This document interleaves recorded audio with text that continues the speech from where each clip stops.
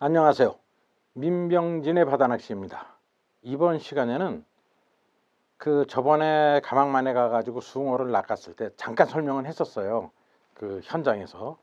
근데 그때 그렇게 상황이 여의치 않아가지고 제대로 설명을 제 생각에는 다 못한 것 같아요.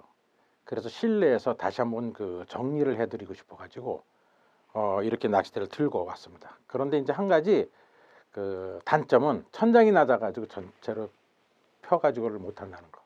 그러나 이 영상들이 계속 나가는 중에 아마 대물을 낚을 때가 있을 거예요. 그때는 다시 한번 또 보여주는 걸로 하고, 왜냐면 이러한 것들은 군대 용어가 있잖아. 반복 교육이라고요. 제가 감히 여러분들한테 교육보다는 반복 이렇게 보여주는 것을 해서 여러분들의 몸에 붙게끔 해드리고 싶은 일념에 이 자리에 또 섰습니다. 지금 제가 낚시를 가지고 있는데 보통요 고기가 이제 걸리지 않았습니까?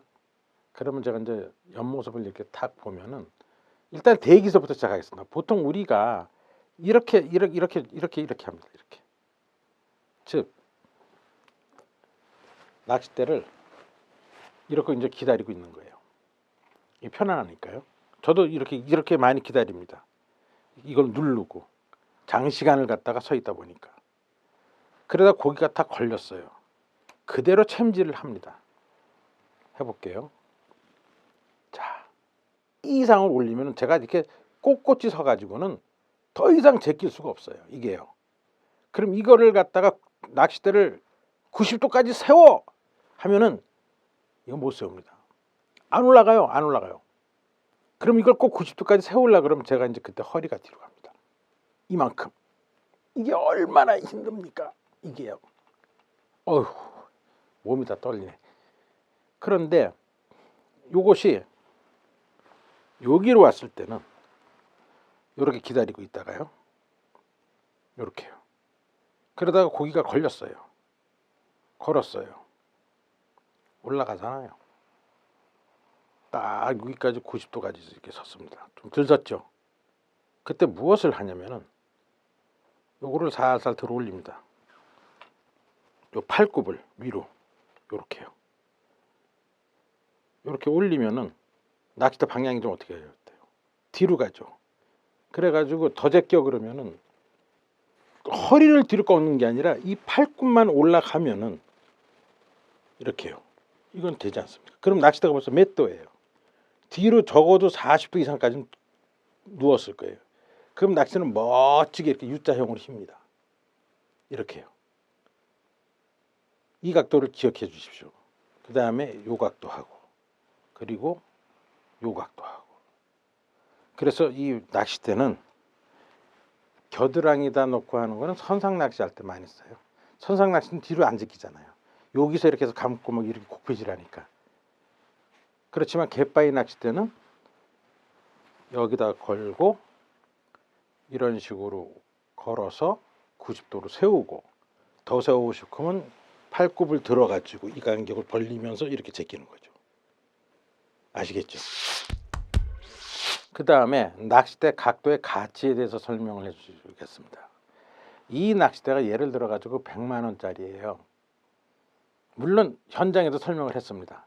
정확하게 한번 더 설명해 줄게요.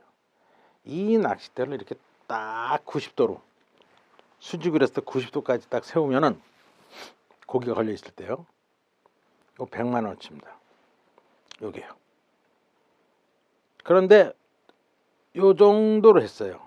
45도. 45만 원. 각도에 의해서 가치가 결정이 납니다. 30도까지 됐습니다. 30만 원. 그 다음에 물고기가 나오고 1대1로 됐어요. 이렇게 되겠죠. 그러니까요. 낚싯대 휘임새 전혀 탄성 이용 못하는 거. 제로. 빵원이에요. 빵원. 근데 여기 100만 원짜리인데 제가 좀 더 이거를 가치를 더 높게 쓰고 싶어요. 그게 바로 뭐냐면 약간 이렇게 해서 120도까지 조금만 이렇게 더 들어가지고 올리면 올릴수록 되는데, 그렇다고 물고기 저기 있는데 완전 이게 180도까지 되면 낚싯대가 부러집니다. 그래서 45도 정도까지 올리면은 100만 원 낚싯대를 140만 원까지 쓸 수 있다는 거. 그리고 요것이 힘들다. 일이 삐질 수가 있어요. 그랬을 때는 이 낚싯대를 잡지 않은 손으로 요 끝에 아래를 이렇게 대주면 됩니다. 그러면 더 몸이 편해져서 마음대로 각도 조절할 수가 있어요. 마음대로 이렇게요. 그리고 또 하나 이제 보여드릴 게 뭐냐면 이 엄지손가락 있죠. 고기를 걸었으면은 이 엄지손가락을 여기다 대십시오. 이거는 저 미야가와 아키라 명인이 저한테 알려주시더라고요. 민상 낚싯대 어떻게 잡냐? 저 이렇게 잡아요. 그랬더니 그렇게 잡지 말고 엄지를 낚싯대하고 세우래요. 이거는 낚싯대를 잡는 다 우리 그립이란 게 있었던 거예요. 이 그립은 뭐냐면 이렇게 잡으면은 나중에 물고기를 낚았을 때 이 엄지손가락 방향이 낚싯대 방향을 볼 수가 있대요. 45도, 90도, 이쪽으로 45도. 이게 이렇게 되면은요, 이게 45도인지 몇 도인지 이걸 모르게 된대요. 물론 알겠지만 손가락이 딱 붙으면 더 알기가 쉽대요. 그렇잖아요. 아니면 이건 수평, 아니면 반대쪽 수평, 엄지손가락이 있으면. 아시겠죠? 그 다음에 낚시에는 작용 반작용이 있습니다. 이거 대단히 중요한 거거든요. 이 작용 반작용에 대해서 설명을 한번 다시 드리겠습니다. 그리고 하나가 또 빠졌는데 이렇게 잡았는데 이렇게 됐어요. 그래 계속 요런 식으로 하는데 요런 식으로요. 이거 되면 방향이 되는데 이렇게 놓아서 고기가 이쪽으로 와서 끌고 가다 보면 이렇게 손이 이렇게 꼬이잖아요. 그렇죠? X자로 지금 접혔지 않습니까? 오른손하고 왼손하고. 그때는 이 오른손을 여기로 와서 여기를 잡습니다. 근데 그때는 이 엄지손가락이 떨어져 밑으로 내려오면서 탁 잡는데 이게 정석이에요. 위아래로 딱 붙이는 게. 그 다음에 이게 힘이 드는 좀 그래 못 주겠다 그러면 요 정도 주먹 하나 들어가는 거. 그 현장에 설명을 했을 겁니다. 절대 왼손과 오른손의 간격을 넓히면 넓힐수록 짧은 낚싯대를 쓰는 걸로 됩니다. 여기가 중심이 되니까. 여기 당기니까 힘이 여기로 들어오거든요. 여기로 써야지 전 길이를 다 쓰는 거죠. 그 점 꼭 기억해 주십시오. 낚싯대 그렇게 설계되어 있습니다. 작용 반작용에 대해서 설명을 좀 드리겠습니다. 낚싯대 각도의 가치 이것도 마찬가지로 똑같은 그런 원리가 좀 있는데 간단해요. 여러분 옛날에 물리 시간에 많이 배웠잖아요. 작용 반작용. 어떤 물체가 여기 하나 있고요. 이게 이쪽으로 어떤 힘이 작용을 하잖아요. 그럼 얘가 이쪽으로 가면은 반대로 이쪽도 똑같이 반작용이 생겨요. 요거를 낚시한테 이용을 하면은 이런 현상이 생기는 거예요.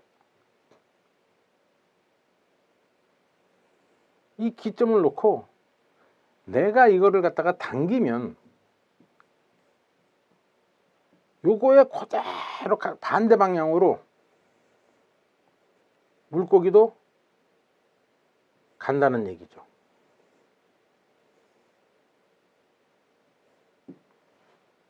이게 작용 반작용이에요. 아시겠죠? 그러면은 이걸 조금만 바꿔가지고요. 이쪽으로 작용이 갔어요. 이쪽으로. 그럼 반작용은 어디로 가겠습니까? 1이 가겠습니까? 천만에요. 1이 갑니다. 이 방향으로. 이 방향으로 갔기 때문에 이 방향으로 나갑니다. 그럼 만약에 이쪽으로 작용이 갔어요. 그럼 반작용은 요리 갑니다.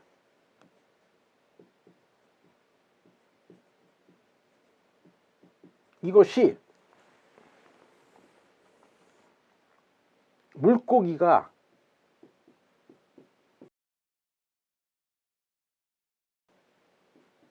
생기는, 당기고 밀 때 생기는 현상이에요. 즉 약간 좀 물리적인 표현을 하면은 작용 반작용이 생기는 거예요.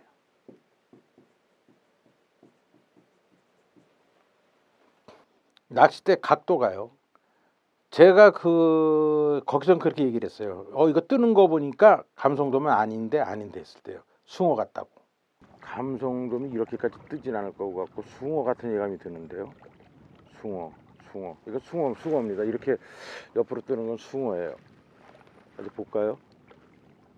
숭어예요. 왜 제가 말씀을 드리냐면, 제가 낚싯대를 이렇게 해서 수직으로 해서 당겼으면은 이렇게요. 이렇게 해서 이렇게 당겼으면 이 방향으로 당겼기 때문에 이 방향으로 박아야 돼요. 그러면 박히잖아요.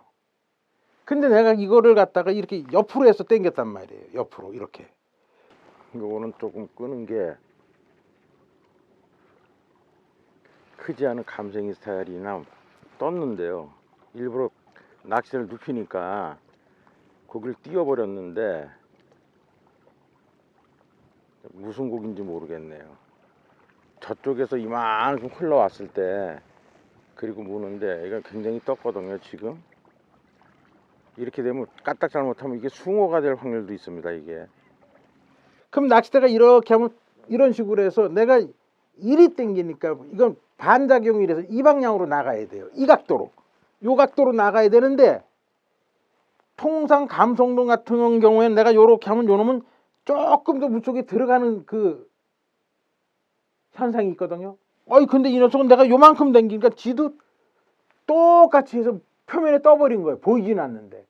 그래서 그때 그 숭어라고 생각을 했던 거예요. 뱅에돔을 낚잖아요.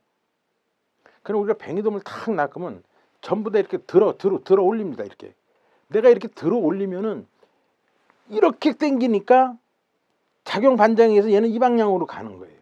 근데 이거를 옆으로 이렇게 딱 당겨버리면은 얘는 이리 도망가야 되는 거야. 반대로. 그러면 박을 수가 없잖아요. 못 박게 하는 일종의 방법이에요. 제가 낚시를 이렇게 하다 보면 사람들이 잘 묻습니다.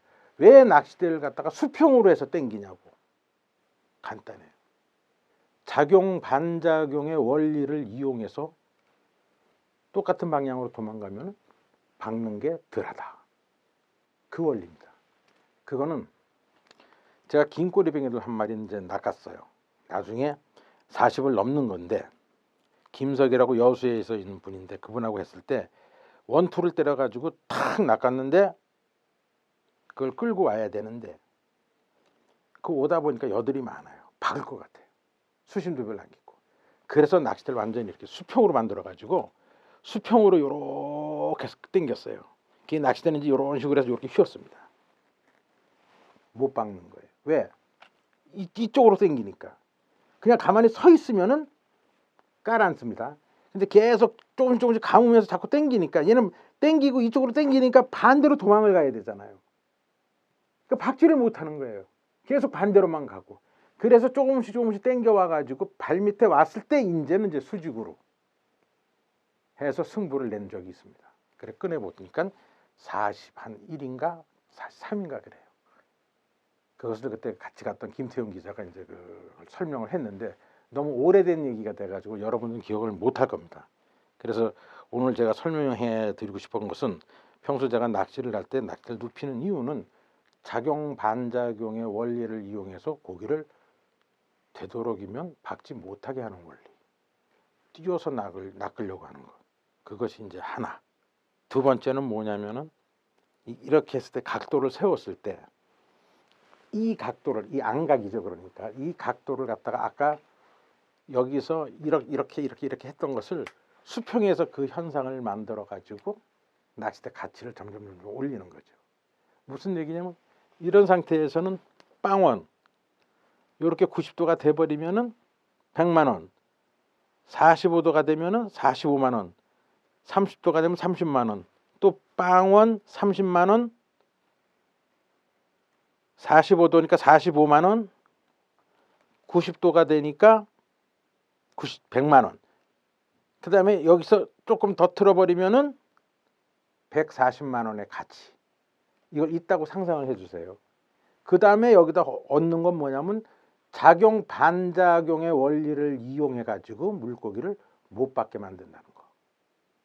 복합적인 요소가 좀 들어갔습니다. 초보자들은 조금 이해가 안 되실지도 모르는데 이것을 몇 번 보시다가 생각을 한번 해보시면 그 원리가 올 거예요. 정 안 되면은 결혼한 신부는 와이프한테 손을 잡으세요. 그리고 내가 땡기는 방향에 너 반대로 도망가 봐 그래 보세요.